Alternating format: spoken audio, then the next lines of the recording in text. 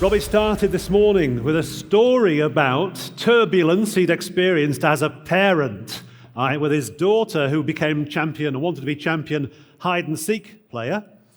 Who can remember, where did Robbie find, eventually, after he'd panicked and called the police, where did he find his daughter?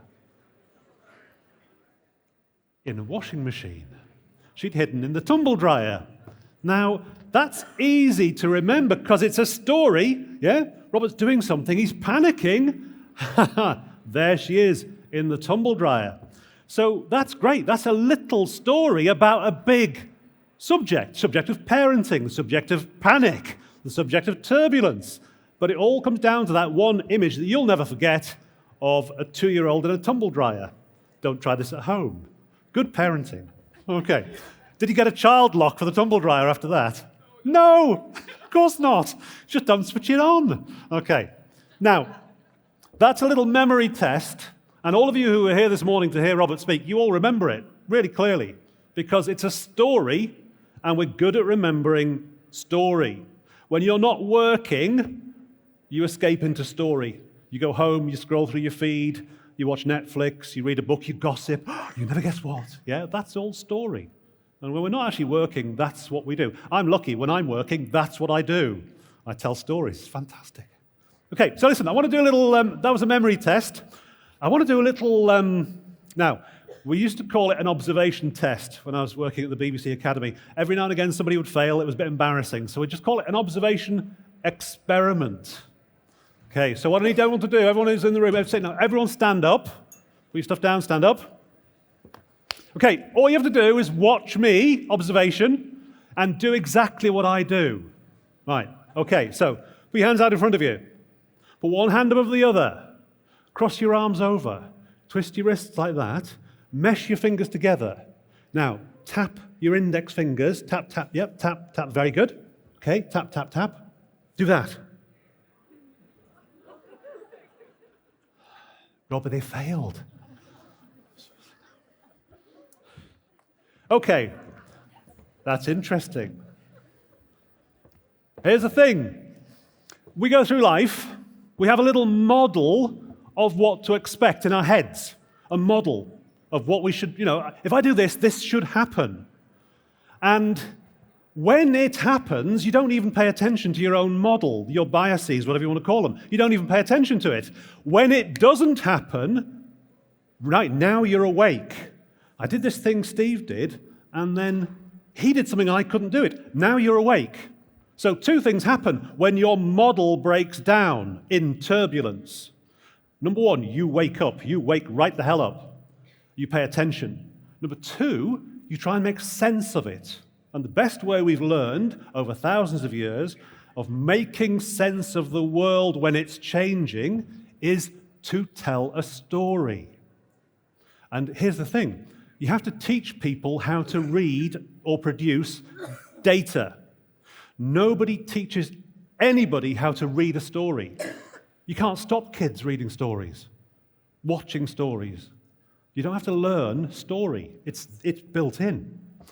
So listen, how does this apply to work? Well, in work, here's a little model of what I think we're doing when we're working. So, we are the experts, yes, in the thing we do. We are trying to get the job done. At the end of the day, that's what we're trying to do, get the job done. In order to get the job done, we've got to do 2 things. On the one hand, we've got to control things. Yeah? Technology, tools, techniques, stuff, resources, things. We've got to control them. That's what your chief finance officer is doing all the time. On the other hand, we don't control people. We understand people. We're trying to understand people. And that's basically, it's like a dance. It's like an improvised dance around that triangle. Every single job you do requires a different mix of those 2 things, controlling things and understanding people. And if you can do those 2 things, you get the job done. And it feels really satisfying. Some people are better at those. They're called engineers. Some people are better at this. They're called other people. I love engineers. Okay, but here's the thing. When your model holds up, when everything's going as you expect it to, you don't tell a story. How are things at work? Fine. No story. When there's turbulence, I was driving the car, I pressed the brake pedal, nothing happened. That's a story. I was in a meeting and I asked her for some help and she just rolled her eyes at me. That's a story. Because your model's broken down. Yeah, you're not, yeah, we've seen it. Yeah. Okay, your model's broken down. That's when you tell a story. Hey, you won't believe what happened. Okay, it's a story. So, no turbulence, no story. Stephanie said earlier in her talk, what a great time to be in HR. Best time ever to be in HR. Because what's the opposite of turbulence? It's not calm. The opposite of turbulence is stagnation, boring, decay. So turbulence. So that's the number one thing. When you're thinking about how do I tell our story to the people I work with, the people who work with me, how do I tell a story? Well, number one, it's about change. No change, no story.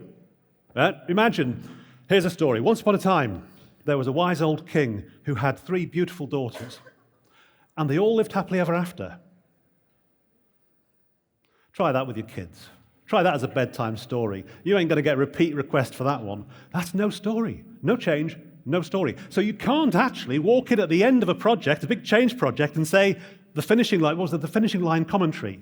Yeah? You can't walk in and say, ta-da! Look what we've done. Because nothing's changed. What we want to go is, well, we had this problem, then AI came along and kicked it, or Ozembic came along and kicked us up. Oh, so now, yeah, beginning, middle, end. Not just give us the end. That's just your opinion. It's not a story, it's just an opinion. So, stories are about change. And here's the great thing. It's not just your story. When you get 2 experts together, what do? Well, if everything's going fine, they just talk in shorthand. They talk in code. Yeah? And when things aren't going well, they talk in story. Yeah? Oh, well, this is going, how's it going? It's not going very well. I don't know what's going wrong.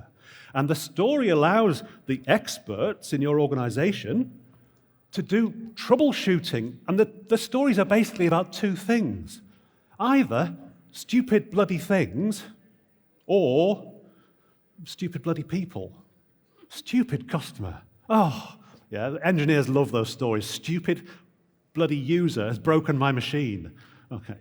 So that's what experts are all doing all the time, if you let them, is they're basically troubleshooting in story. Not in theory, in the detail. That's where the problem emerges, is in them, and that's where you solve it, in the moment. So these are really useful stories. And these are the stories being told right now in your organizations, right now, are troubleshooting stories. And across your organization, yes, if you let it, if you encourage it, there is a constant flow. There should be a constant flow of stories around your organization. These, by the way, are fantastic training stories. How do me arriving in your organization for the first time as a brand new coach, I'm hungry for stories of how do I work with a mum for the first time? How do I work with a dad? Those are the stories of how do things work around here. Right? And it's not a theory, and it's not on a spreadsheet. Yeah, it's not in a manual, it's in story. So you've a responsibility, really, for spreading as many training stories as you can around the organization and thinking, yeah, okay, so now you're thinking scaling up, scaling out to the big picture. So there's you or your leadership team up at the top of the organization. And you're thinking, well, we've got various kind of data coming up to us, but actually you've also got feedback stories. Yeah, this is going well, this is going badly. How many of you, by the way, had a KPI of any kind for pandemic preparedness in 2019? Of course you didn't. Nobody had. How many of you have got one now? Okay, still nobody. But what you have got is you've got a bunch of stories of how we coped last time. So the next crisis that comes, you'll draw on those stories. Okay, now let's talk about leadership stories. The leader needs to tell people things. Yes? The chief repeating officer has something to say. I'm going to repeat it again and again and again. Is that the way to do it? Well, okay, you can try that. Here is what most people think a leadership Here's what most people think leadership is. So this is a little story told in 20 seconds on a dashboard camera of a car. Here we go.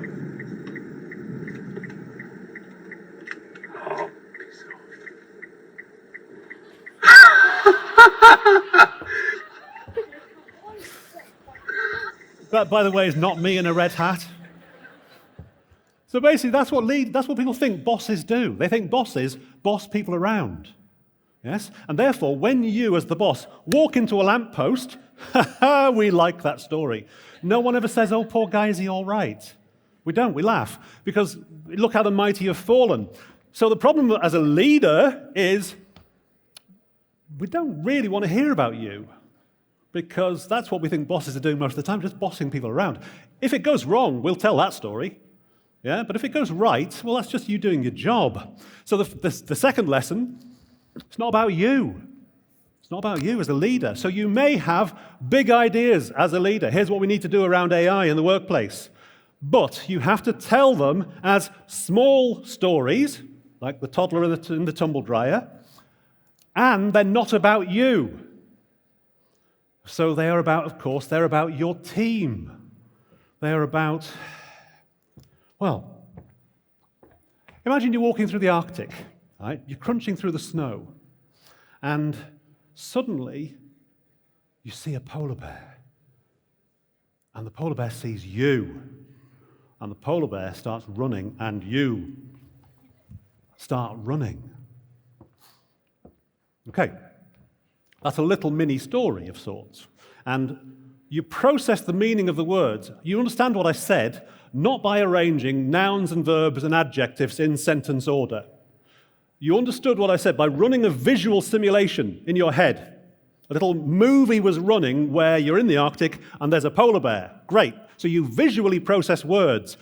Interestingly, you emotionally process words too. When I said the polar bear sees you, you're going, your amygdala is firing. And when I said you run, your motor neurons are firing too, even though you're sitting down. That's brilliant. So this is what story can do. Story can launch you into a movie, puts you in the movie with the polar bear.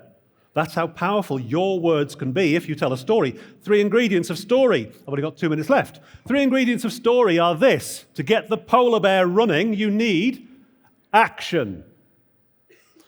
In Hollywood, the director doesn't shout concept. He doesn't shout strategy. He or she shouts action. So your challenge is, you need to talk about something. You need to tell a small story.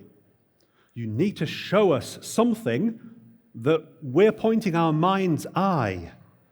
We're pointing the camera inside our heads is pointing at it. Yes? Action. That's a start, and that's already more than most business storytellers do. Then you give us emotion, because emotion is close to the memory center in the brain. Emotion moves us to act. So fear of the polar bear is, you'll remember. Robert's fear of, I've lost my daughter. Yes, that's what you remember. His delight at finding his daughter, right? All of those things you remember. Her delight at hiding. All of those things are emotions. You remember them, and they move you to act. So if you want people to remember and act, give them emotion. Then, finally, when you've got the movie playing, then you get to give them the meaning. I'm telling you this because I don't want you to go wandering around in the Arctic by yourself. It's not very safe, right? So that's it. That's the challenge. But if you want to talk about big ideas, you've got to give people small stories. Lots and lots and lots. You can't tell the same story over and over again. Lots and lots of small stories. If you've got 1,000 employees, you've got 1,000 stories waiting to be told. If you've got 100,000 customers, you've got 100,000 stories. You should never need to sell the same one twice.